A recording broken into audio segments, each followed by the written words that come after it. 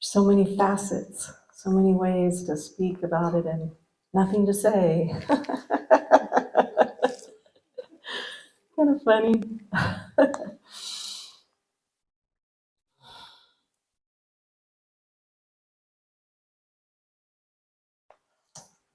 Yeah, some things were rolling through like, oh yeah, that probably might be way in at the, last full day, da da da. But we'll just see how it winds around. I have so many favorite contemplations. Many of them are on the website. They're tough to find, but the website is going to be completely revamped beginning in January. But like in the session notes for the deep dive and the session notes for the study courses, it's all free. It's all on there. There's a lot of like the favorite contemplations that just keep resonating here and unfolding and enriching and guiding. This is one of those that came and just described something so perfectly that had been the experience here.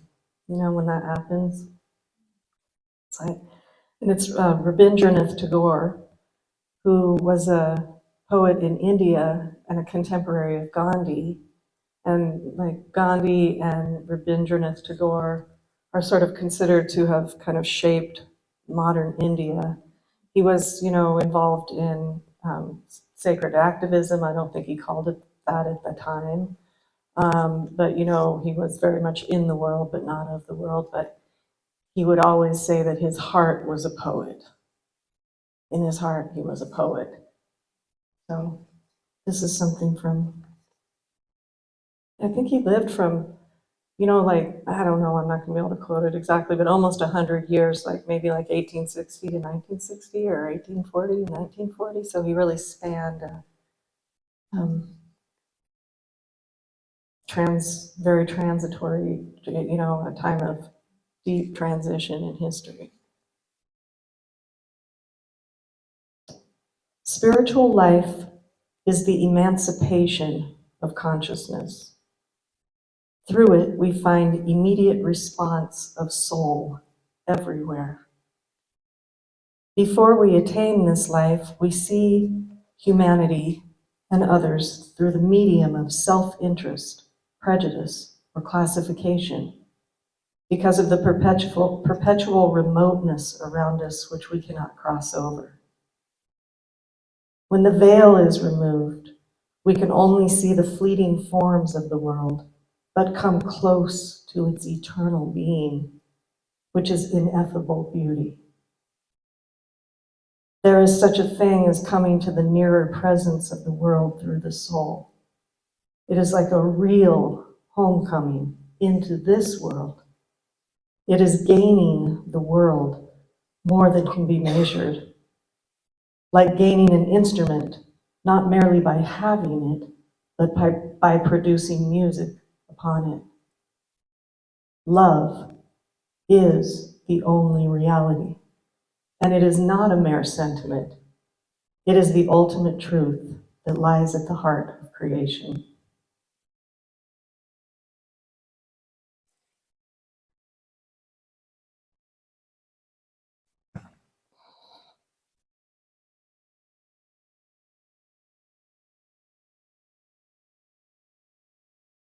So, I said I think at the beginning of retreat that the teaching here is one of death, really, of the idea. It's only an idea.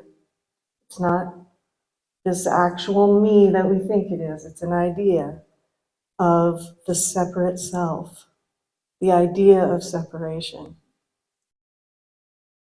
And in that, giving away, that relinquishing, as Rabindranath Tagore says,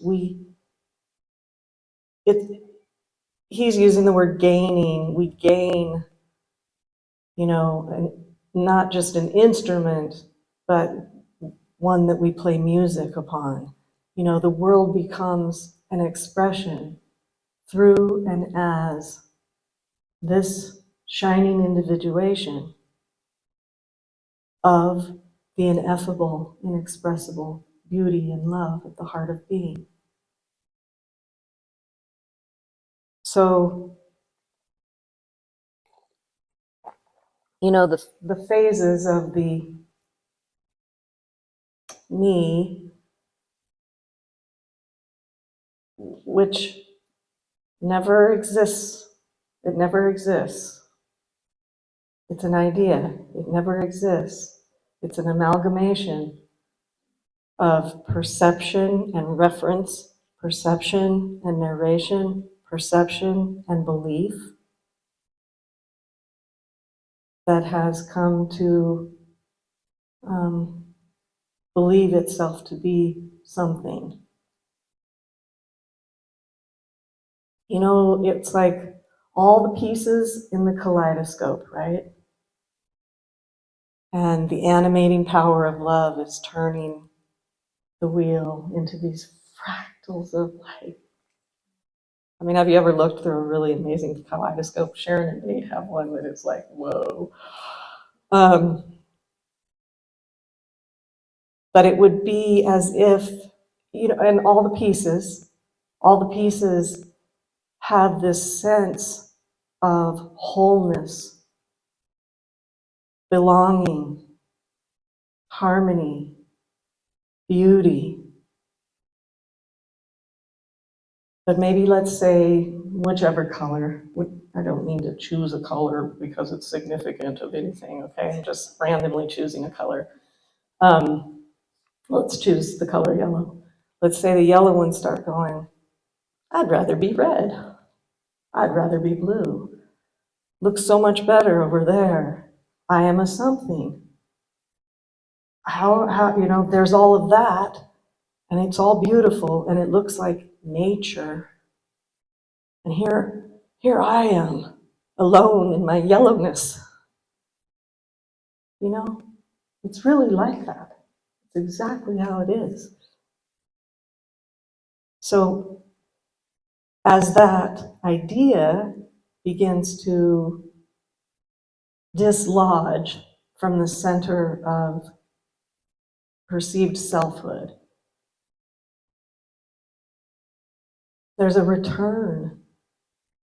Rabindranath is calling it a gaining of something inexpressibly beautiful, inexpressibly whole.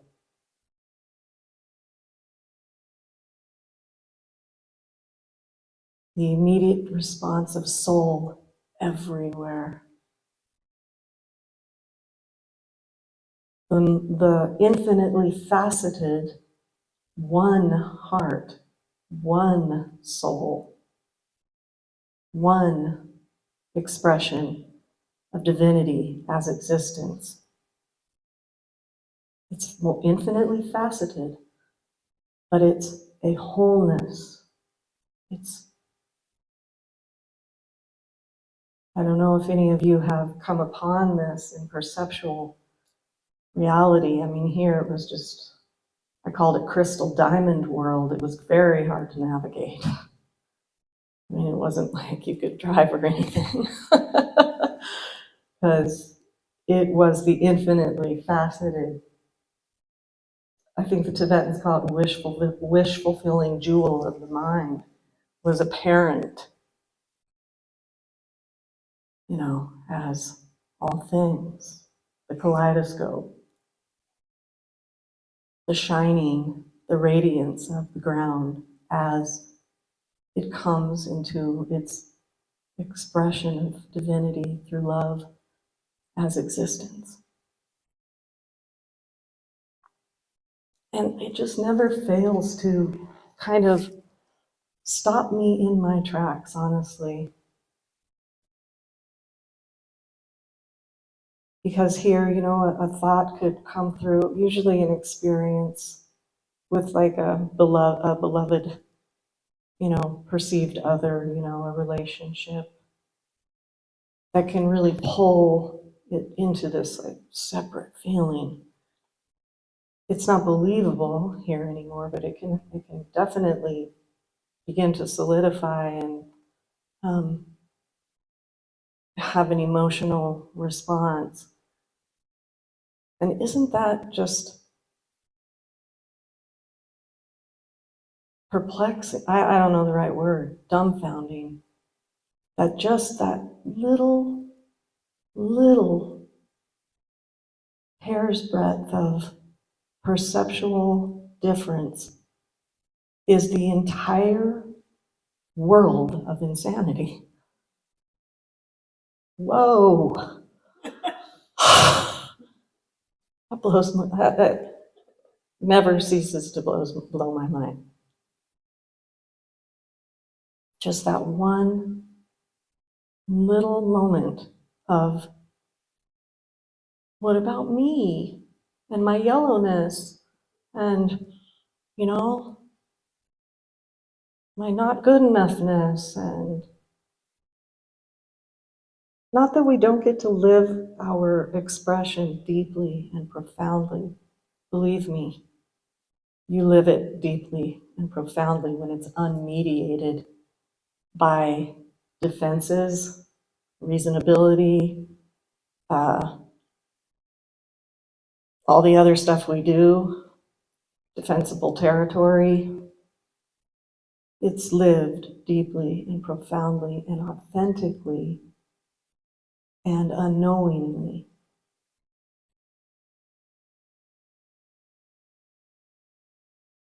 It's naked, as they say, impoverished of its ways and means to feel separate. And, the funny thing is it's never really existing anyway. And like Sharon always says, it's what we've all always wanted. It's home, it's home, it's home. It's the homecoming. But there's a rub there. There is a rub there. There's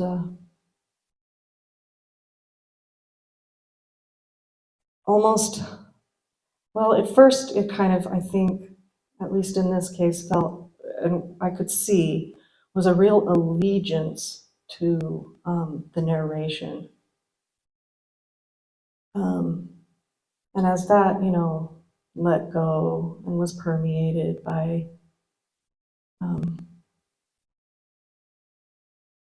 awareness, love, then it just really asserts itself more just as like a rut in the road. You're moving, and then all of a sudden there's a boom, your tire gets caught, and you're like, whoa, here I am in that habituated, conditioned sense of things. Less and less and less and less identified with or believed, but still within consciousness. It can kind of be funny if you're lucky to have that kind of wiring. Some people have it more than others.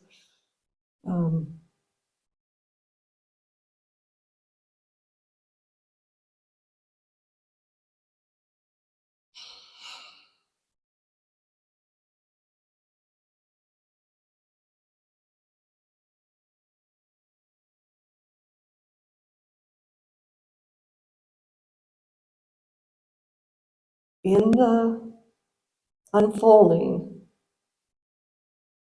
of the I, it's a relative unfolding, right?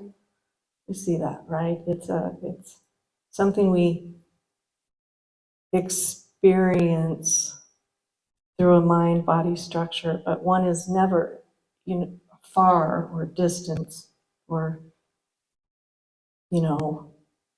removed from oneself and the source of life. That's not a thing. It can have that sense of returning, unfolding. It's the consciousness itself, becoming more and more and more reflective of truth.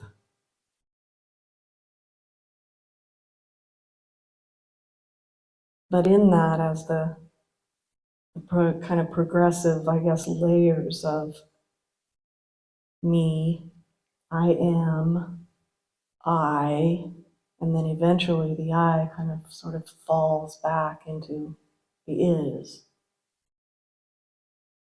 what actually is. And the mind, the wish-fulfilling jewel of the mind, the one mind, not the conceptual function that is part of consciousness. No, the heart of being, the ground, the mind with a capital M, becomes an avenue of awareness rather than a tool of habituation and conditioning, forming, not creating, forming the mind world that we're all used to. You know, that people say we can't get out of. You know, this is Earth School and this is how it looks, and we're here to, you know, experience the bad so we can experience the good and all of that stuff.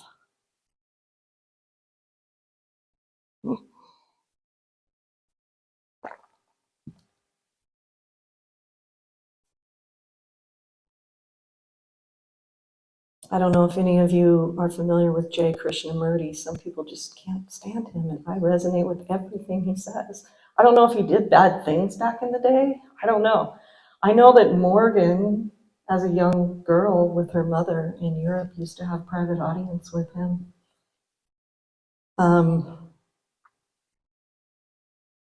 But you know, he was always saying, they say, you know, the philosophers of the modern times say that we can't get out of this. You know, we can improve the brutality and the, you know, with our 10 commandments or, you know, our prisons, our laws, or whatever. You know what I mean? We can make it a better place by adhering to moral structures and all of that stuff. And that's kind of what we've been trained to believe. And he would say it's going to be difficult, it's going to be challenging. But if one is willing to see, I will not be moved, to see what one truly is without position, without agenda, without conditioning, without referencing the historical rut in the road.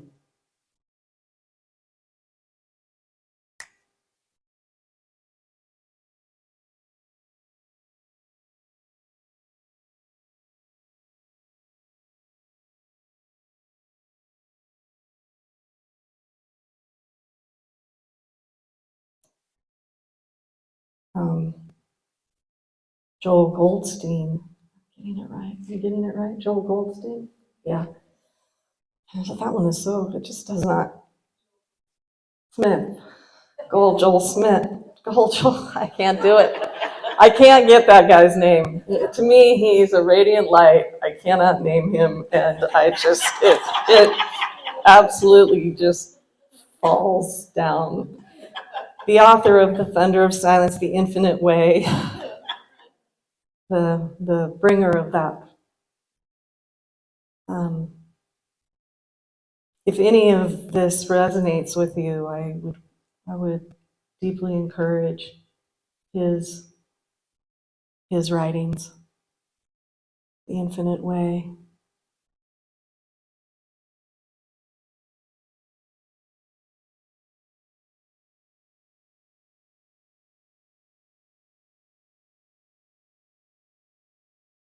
You know, I don't at all claim to understand or really deeply have a knowing experientially or anything like that of the Tibetan teachings.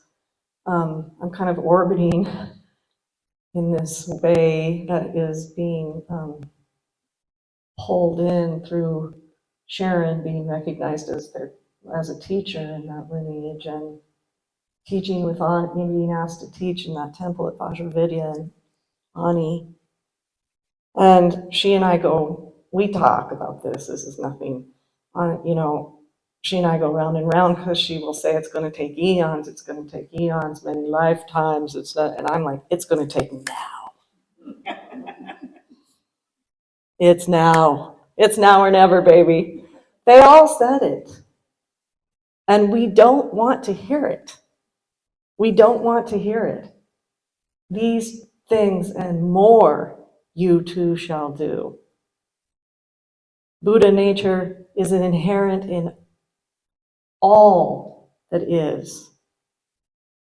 I mean, when Jesus walked through the streets and the miracles and the healings, he wasn't getting down on his knees and saying, "Dear God, please heal these people."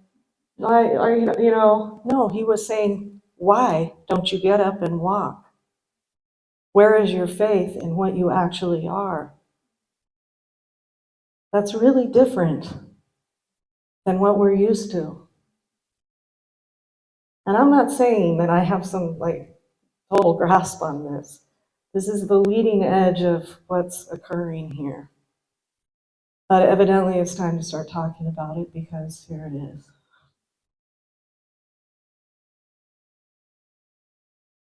And it's been demonstrated enough in my own direct experience at this point that I think, and stabilized through the no self, that I think it's beginning to be able to be spoken.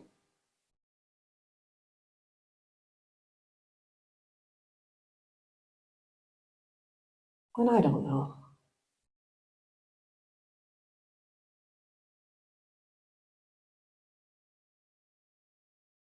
I mean, this individuation was born into a very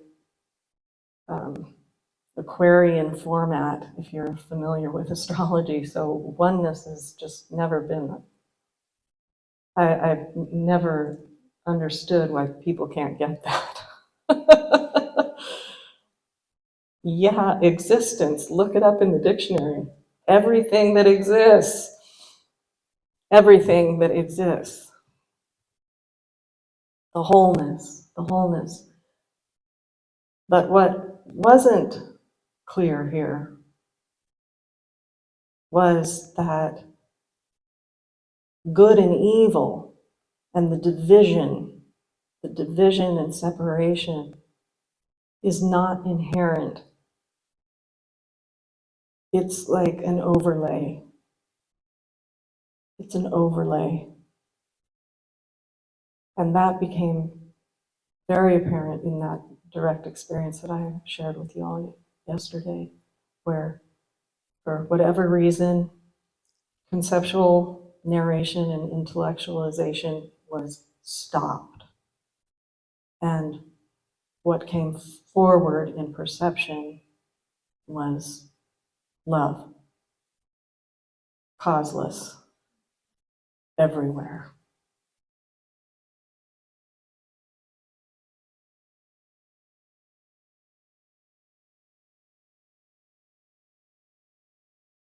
See, I use this, sometimes you use the same thing over and over again, but it's just how it comes. The fulfillment that we call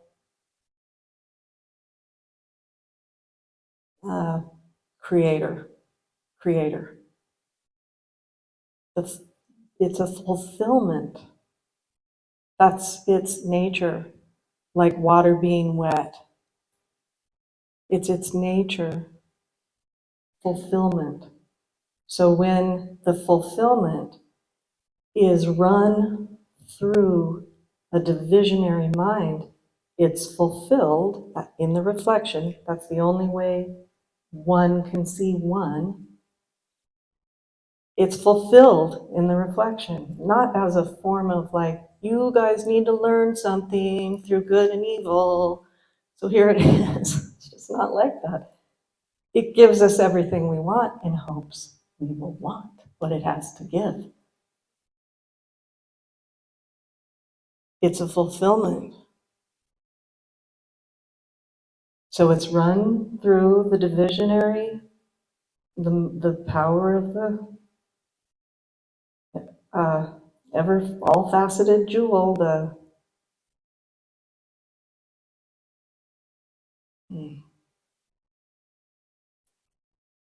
and if the vision is division and separation, then that's how it appears. It's like a mold, a cookie cutter, war. Okay. When the mind is an avenue of awareness, pure awareness, absorbed without that separation, it appears as its true nature, love. I think this is why we so resonate with the expressions that are unself-conscious. Trees, flowers, birds. We try to anthropomorphize them.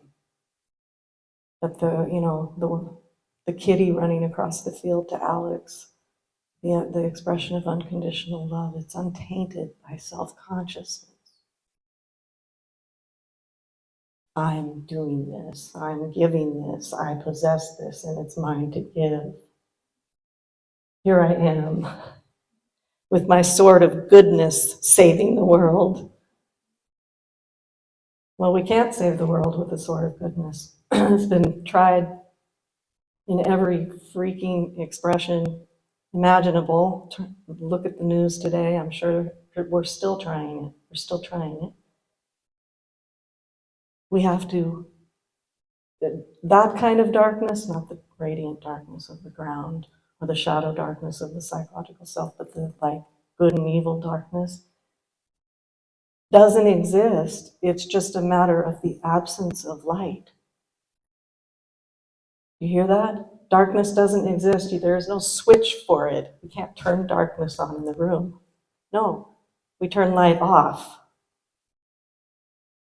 and darkness appears. Light is. Love is. It is. It is.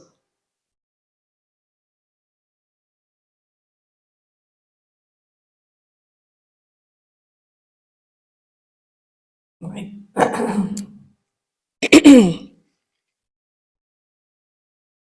It's challenging. No position, no position. The absence of positionality is very, very unsettling to that function in consciousness that's called me, that mistaken belief, and that mistaken view feels like it's gonna cease to exist. And I mean, it does. It does. You can't find separation if you want to. There was a period of time, and some of you have talked to me, where you've still kind of got one foot in, one foot. I mean, the rivers haven't, of the levels of consciousness haven't completely it's a integration phase or something. And I can remember the condition, I don't know what to call it, of no self. And then like an event would appear in consciousness, an appearance would arise, And there would still be kind of like this, like, what do they call those? Like, oh, when you hit the hammer on the reflex. There would be this reflex to look for a sense of separateness, to like other it, and it just would not be available. And at the end of that, no more othering.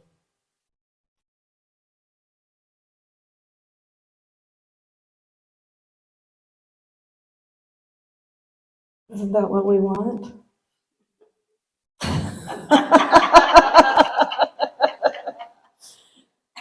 We say we want an end to war, and the whole world prepares for it. Carl Jung. But not all of those people preparing for war.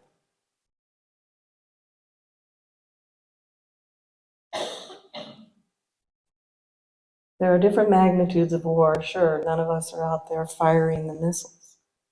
But there's plenty of war in the individual psyche.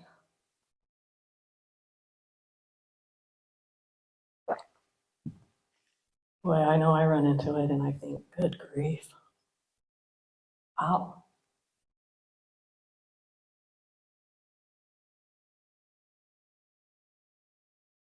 There's no them, there's only us.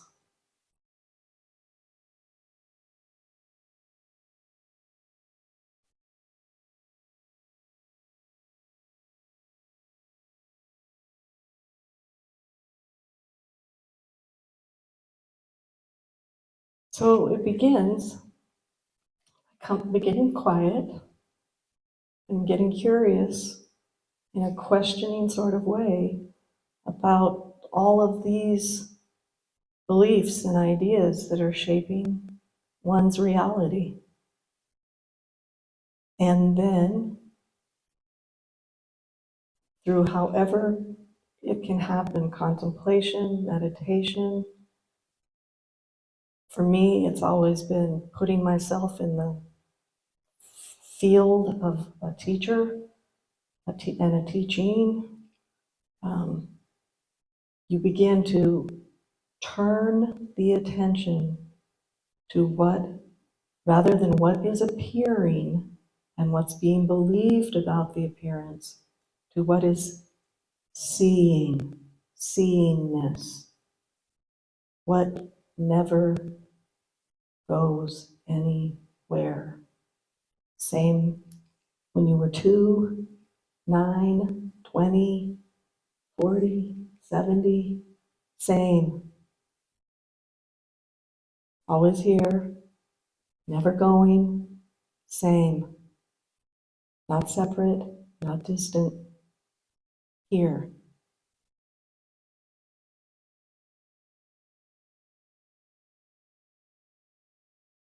And the attention becomes more and more and more and more and more absorbed.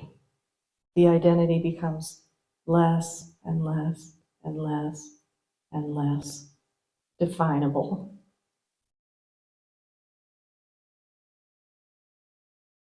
The mystery of all that is becomes prominent. Separateness is no longer discernible, experienced, and the life continues to live. Happinesses, challenges, all the stuff. The naturalness of what is individuating gets to shine for all, for the sake of all being. Let your light so shine. Let it illuminate all that you see in front of you and all the communities within.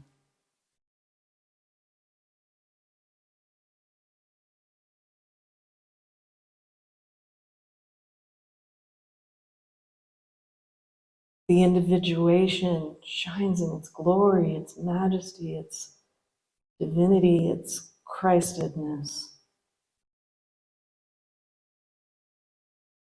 its originality.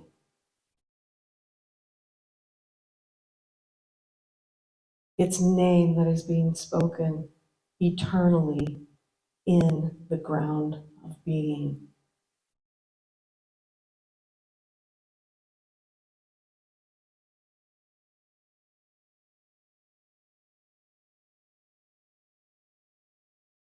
The word of source, of creator, of God, made manifest.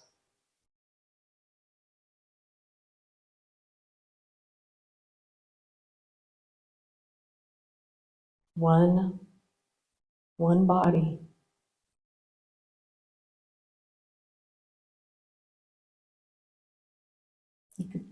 The whatever the teachings, I guess, would be in the Christian tradition, the body of Christ, the Buddha nature. I'm not sure about some of the other traditions, Wonkan Tonkin in the Great Sioux Nation.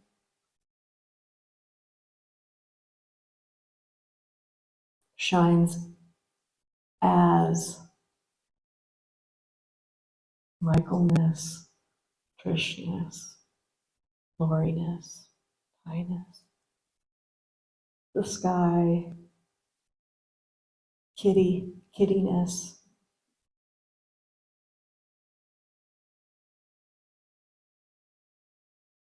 ineffable beauty at the heart of being, love, beauty, same word in my strange brain.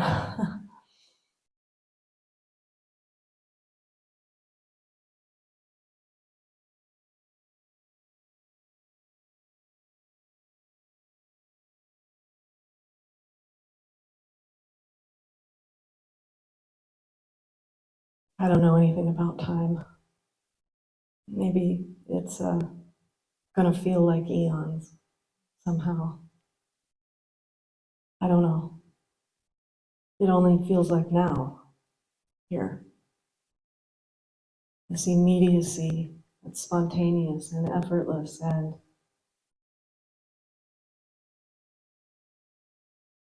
when the vision is unobscured by separateness, stay radiant, dark radiance, unknowing radiance that is then perceived from the heart as causeless love.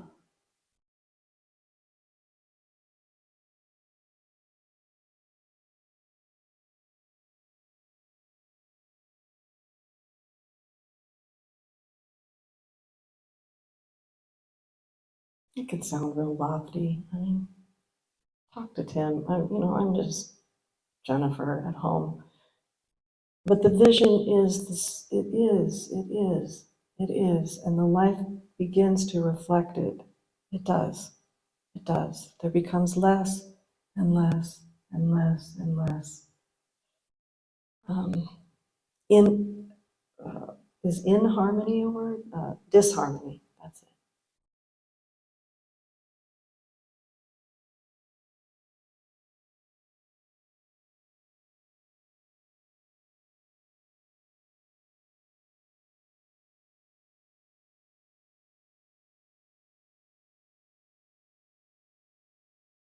Takes a lot of devotion and courage and friends and togetherness, guides. We got it all right here. Pretty great. When we were finished setting up,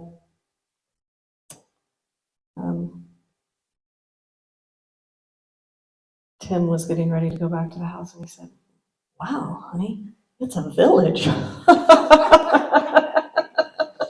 Is this your village? I'm like, I don't know, but I like it here.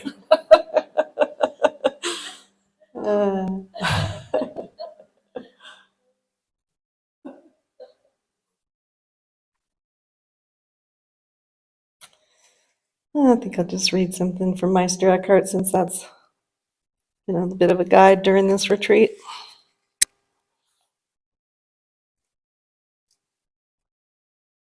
So shine, shine.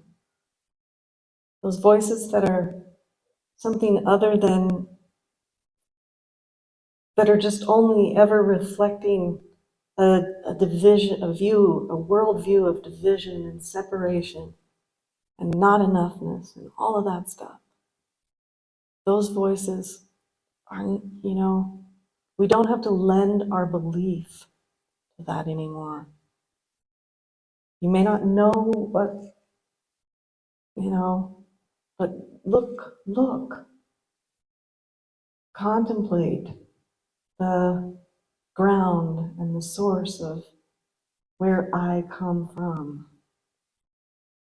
And let it, really permeate and become prominent in the foreground. And then allow nature, just like we allow the seasons. We're not trying to stop winter, spring, summer, fall. I don't know, maybe somewhere they are in like Elon Musk world or something, but we aren't. Thank God. Let nature take its course.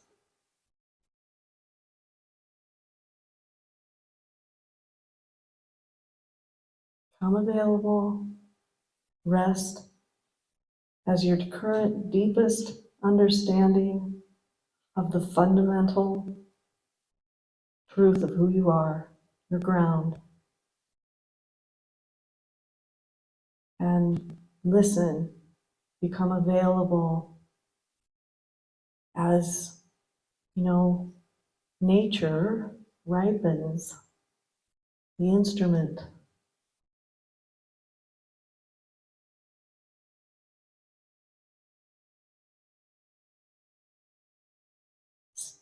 I will not be moved.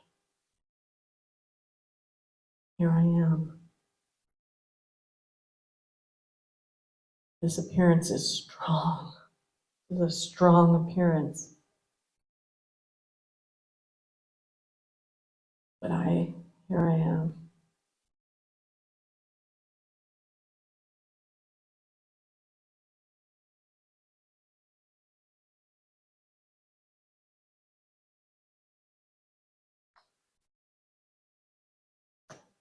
Where did you come from? Some think this must have been a lofty place that we came from, something as radiant as the face of God. But I disagree. It would be better to seek the eternal abyss of divine being, that still desert where God simply is, in a silence and darkness beyond knowing, desiring, and possessing.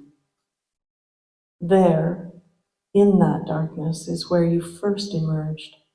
There, you'll become so poor that you'll be free of all the knowledge you have within yourself. What a relief.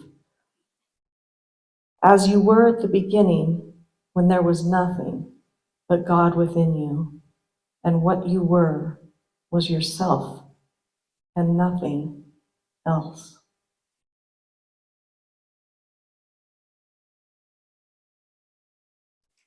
Great return.